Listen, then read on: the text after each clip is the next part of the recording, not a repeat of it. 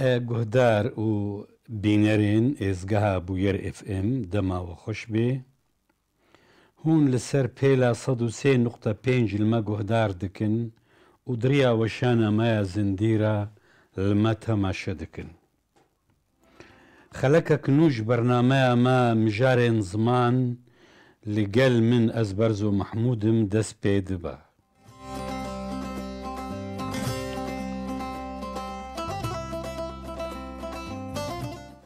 جارة كدن دما وباش بي مجارة خلكا ما يا في حفتيه السر ديروكا زماني كردي أمي بالبيفين چند خلكا اللي بريقو أم بكمنا ديروكا مثلا ديروكا زمان دا أمي هناكي السر زمان مع الباطن زمان بقشتي هناكي أمي بيشتغلن أمي السرواناج بوكو كإنسان جي زانبي إنه يعني زمان مع الباطا دا قالوا چن شاخين وهنا مالباتا زمان شنو مالبات شيبو مالباتين زمان يعني وأفنا فليكرن يعني وقت شلو أنا أمد بين مالباتا مالا فلانكس يعني مالك مثلا بسمامي هفدونا كرآمن كرخال كرآمن بيتر جوانا مثلا باف هيا آب هيا بدبي مالبات يعني أفجي زمان جي ولو بفيرانجينا مالباتن هنا وك أنا أم بزمان هندو أوروبي أفناجي مثلا أف كنجي تشيبو يعني زمان ولو أف تيرمين ها يعني كنجي هاتنا وقت بي ناف خلقي دا بلافون تصالا نوزده دا پیشکتنک دا زمان ناسیه دا چه بود زمان بهتر خلقین جیانی هفدو ناس کرن و دا مثلا زمان دا جیلی کلینین زمان دا 100 سالا 19 دا بنگهک دانی بنگهک باش دانی حتی قد 100 سالا 20 دا پیشکت يعني پیشکتنکا بر بشاف هاتا ميداني لفر ام لسر چه نوگاوا ام دبي مالبات اف زمانين ها د وك انجليزي د اسبكت د اسبكتين خدا د مورفولوجي د مثلا اتيمولوجيا خدا د مثلا دنگسازي دا درسته سازیه دا نزیکاییک نافبرا وان زمانه دا هیا يعني بجبرولوجي وان زمانات كنا مالبات في جايق مثلا ام بيجن زماني هندو اوروبي هندو اوروبي جي طبعا شخوا تدبيني انه هن شاخ جيتشن يعني شاخ مثلا هندو ايراني او جي دبي مالباتك يعني دبي شاخك يعني جبرقو اما دبي مصطلح انكي دقيق بي تيرم يعني او الجمع بهتر تيخويا كرن انه هندو اوروبي بهتر دي دنياي دي جهاني دي جي وقت دبي يعني ميدانك او زفيك برفراه دقري اللي قالوا غيني وينا غيني هندو مثلا زمان افرو اسيوي جي مثلا انا الجمع مثلا انا زمان كفنا رجي غيني بي مالباتين زمان يعني هن زمان ناس شش مالباتين زمانا ان هري مزن دي جيهاني دا چنا یک جه هندو اوروبي عادي تر افرو اسيوي افرو اسياتيك بانجليزي جربيجن نيجر كونغو هيا اوسترونيسيان هيا سينو تيبيتيان هيا سينو شخوا او وقت بي يعني وقت صيني يعني بشهاتي وتيبت ترانس نيو غينيا هيا جفانا بهتر يعني مثلا هندو أوروبي ام افرو اسيويجي ام دنافدنا زمان عربي زمانێکی سامیە تکەوێ ناوێن ماڵباتێدا بینەمە کوردی وێجە تکەوێ ناو زمانێن ماڵباتە هند و ئەوروپیدا ئەف ماڵباتە هەنێ ماڵباتە هند و ئەوروپی براسی وێجە هند شاخێن وەک ئەنە ئەم بێ سەلتیک جرماني يعني زمان أوروبي يعني قالك جوا مثلا هنا رومانسي يعني لاتيني مثلا بشكايا لاتيني وك فرنسي روماني برتغالي اسباني افانا زمان شخوا زمان ايطالي تديج اللاتيني بخوا لهجك بو يعني شێوەزارێکی ئیتالیا لاتینی لاتینی پێنج زمان چێبوون یانیش بەرگۆ لاتینی دبێ وەکە باوک تێدا ینی باوکێ زمانên ڕۆمانس جانەژێرەتێک گوتنجی زمانên لاتینی ئەو زمان ینی مەسەلەن فڕەنسی و ئیتالی یا ڕۆمانی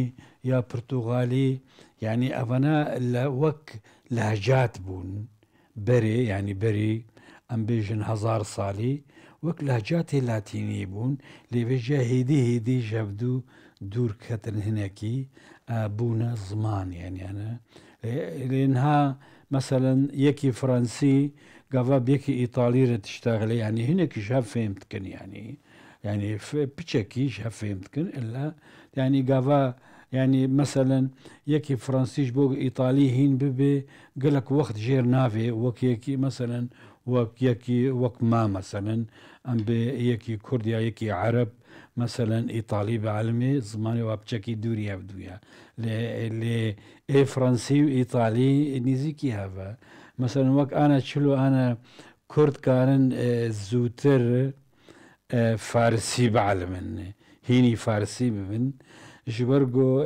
فارسي وكردي جيك شاخينا يعني يك شقلينا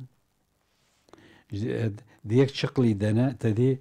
بهتر نزيكي هفدونا يعني قالك أنا بيفين ين زمان د كردي وفارسي دا وك هفدونا يعني لي د تصريفي دا د رستسازي دا د قالك يعني اسبكتين ديتر دا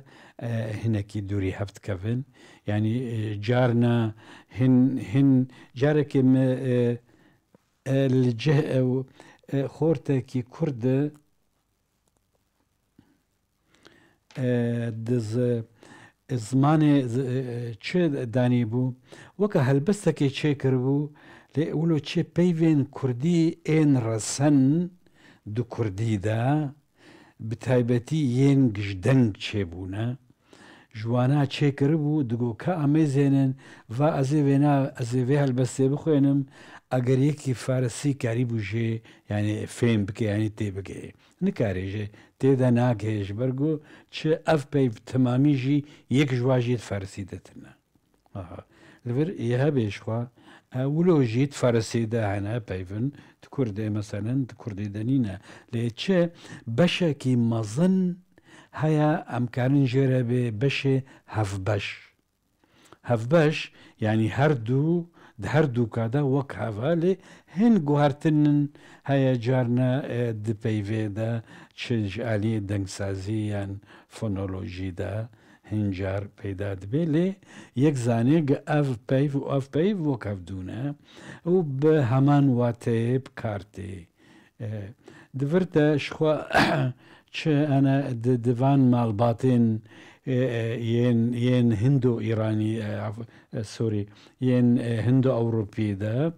زمانين جرماني مثلا مالباتا جرماني جي إنجليزي يك جيا يعني أنا إنجليزي وألماني تودقري ديروكي إنجليزي قالكي ديروكا خدا ألماني بو چلو ألماني بو انجليزي دجد شخوا اف مثلا هاجي جريداينا بديروكا زمان و بديروكا وي ملتي فجي يعني افيا يعني تقرني بينجا يب تقرني بينجا ميلادي دا اف قبائل الماني جرماني وكا جوتس قبيلك بو انجلز قبيلك بو وجوتس اف هرسي وقت بي قبيلة يعني عشرين مظن بون كتنا ألمانيا كتنا انجلترا دا ناوي نا انجلترا ناوي بريتون بو بريتون اف ايز نافي كافن بو د بريطانيا حتى انا جي عند بريتش بانجليزي عند مثلا بريتون بريطانيا وك نافي دولتي تيغوتن بريتون زمانك هلبة زمانك يواشي ابو بريتون لوقتي المان كتني دا المانا زماني خوب بزماني خو تاخبن بريطاني جي هيدي هيني الماني بون الماني وبريطاني لناف هفكت زمانك نوشي بو انا وقتي ام ديروكا زمان انجليزي تخوينين جيرت بيجن اولد انجليش بانجليزي اولد انجليش يعني انجليزيا كافن او انجليزيا كافن ولو تشتن جي مانا هناكي زمان ناسا شوال سر بينا لكلين شكرنا قالك اف جيرت بيجن زمان انجليزي اي كافن ابناجي مثلا قلتناتش تيداهات مثلا انا قلتن بانجلترا انجلترا نافع عشيرة انجلس يا المانيا يعني جويهات يا انجلترا انجلز يعني جويهات يا دوفرا حتى قلتنا انجلز بالتالي بو انجليش يعني انجليش جويش بويا يعني اف ديروكا هاد زماني انجليزي دا شخوا دفي مرو بخويني مرو يزعني بي يعني باشي افنا اف باشا اولد انجليش حتى كنجي بو حتى قرني يازدها وفردا كي كتب انجلترا دا بزي ديروك يعني تشلو پیشکتند که زمان دا جبرگو بیرین دیروکی باندورا که باش لسروی زمانی دکی وک انو ده قرن 11 و 12 نورماندی کتنه دا نورماندیش کدی هاتن کتنه بریتانیا دا نورماندی فرانسی بون فرانسی اف نورماندی وقتی کتنه بريطانيا دا انجلترا عم بيجن زماني فرنسي تشتغلين فرنسي و تشي او انجليزيا كافن لناف هفكت حتى قرني يعني صالة شاردها بازدها انجليزي كنو تشيبو يعني وقت خوارنكي تلناف هفخي يعني كتنا هردو زمان يا انجليزيا كافنو اي نورماندي لناف هفكتن هلبت خلق بانجليزي فرنسي عالمين مثلا شلو افتشتبون بون يعني عربي بالتفاعلات يعني تشيبون نورمانديا نورماندي انجليزية ودمي بيشكتي تربون هنا كي بيتر وقت بي شارستاني بون يعني حضاري بون فانا محكمة شكرن قوانين شكرن انجليزي ولو كيف واجي ولو موسيقى زمان فرنسي رداد ولو خشبو كيف واجي رداد فيري زمان فرنسي بون فرنسي وانجليزي فيجا ناف هفكت مثلا شكسبير بين فيساند يعني زمان شكسبير او انجليزيا نوبو وقت بي مودرن يعني نيو انجليش تشيبو افناجيت قرني مثلا 15 16 وادا دس بيبو زمان انجليزي انو هاتا ميداني يعني انا قالك جي مثلا مثلا زمان شكسبير هن جارا هن بيفن ين بريت ده هنا او بيفنها ايرو نما بكارتين جبرجو شكسبير يعني او جي عين ضد يعني نزيكي صد صالة بأحمد خاني بو هناكي شكسبير مثلا بيفن وكانت بذاو ذاو بإنجليزي يعني يو وقت بكرمانجي ت يعني ت هنگاني بيفا ذاو بكاردات لأن إنجليزي بيفا ذاو بكار ناين يعني بلكي تشيكي جوار بيجي ذاو شيف اشتفهم لكيبيش يعني ذاو نما بكارتي لأما دما شكسبير ده افيا بكارد هات يعني ذي مثلا دات او هلبستك شكسبير هاي دبي shall I compare thee to a summer's day يعني قالوا از تا براورد بكم يعني اللي قال سمرز داي روجكا بروج بي يعني روج دركتي بي جبرقو د بريطانيا دا روج قال كي درناك بي يعني وقت بي يعني صني داي انه او طافا روجي الجمونا قال كي هندكا جلورا جي طافا روجي قيمتكي بها النكوايا درقستيا خوايا حجي كريا خوا بچه بروجكا طافا روجي حيا ولو خوشة يعني جوارا خوشكا بيتر جلو ما افتشت بكار دهات زمان دجي ام وكماغو انه زماني ين كفن قلقو هرتن تيدا شيبو انا زمان كفن ين انجليزي انه جي فيلم ناكن يعني اگر تشتك هبي يعني ام بي هلبستك بي رستيك بي ينو نما جي يعني جي فيلم ناكن لي بلكي اي نافين هيا اي نافين وكماغو اي نورمانديق كتناف دا دوي دميدا او جيرت جوتن انجليزيا نافين حياتي دا ما تشما افنا معاني ام ورن صار زماني كردي جا زماني كردي شخوا براسي دخلك يعني وريدا امي فيجا يعني البيرة وبيتشلو انجليزي شبو بوريامدا زمان كرديين الدنيا تمام بوي رنگي شبويا يعني بويرن شبونا او زمان جوهرتن كتيدا يعني زمان ين اوروبيا بتمامي زمانك جرهت بروتو لانجويج چیه او زمانه هری کفن یک بری بکاردات مثلا دبی زمان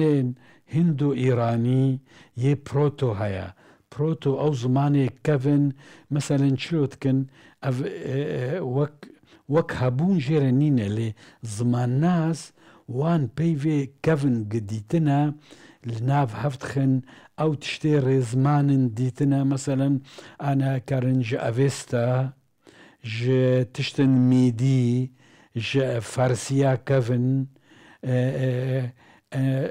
افانا او سنسكريتي كارن بروتو يا وقت بي زمانكي انه زماني كفن بفي رنگي بو يه بري فانا يعني اف زماني ديتر جي تشيبونا يعني نينا زمانك ولو مثلا ارمني بيتر كورو نكر نديتن انه كاف كيجان شاخيه ناس نكرنا حتانها لأما زماني كردي ويه فارسي ويه بلوشي ويه أوسيتي أفنا أف زمان إيراني طبعا هن زمان باكوري هنديدجي وزمان أفغان جي أفنا أف زمان هاني حموجي جوارد بجين زمان هندو إيراني يعني أفانا چه گلک نزیکایی د مورفولوژیا دا دواتا سازی دا درسته سازی دا نزیکی هفدونا گلی گهدارا و بینران اف خلقا ما بداوی هات مجارا وری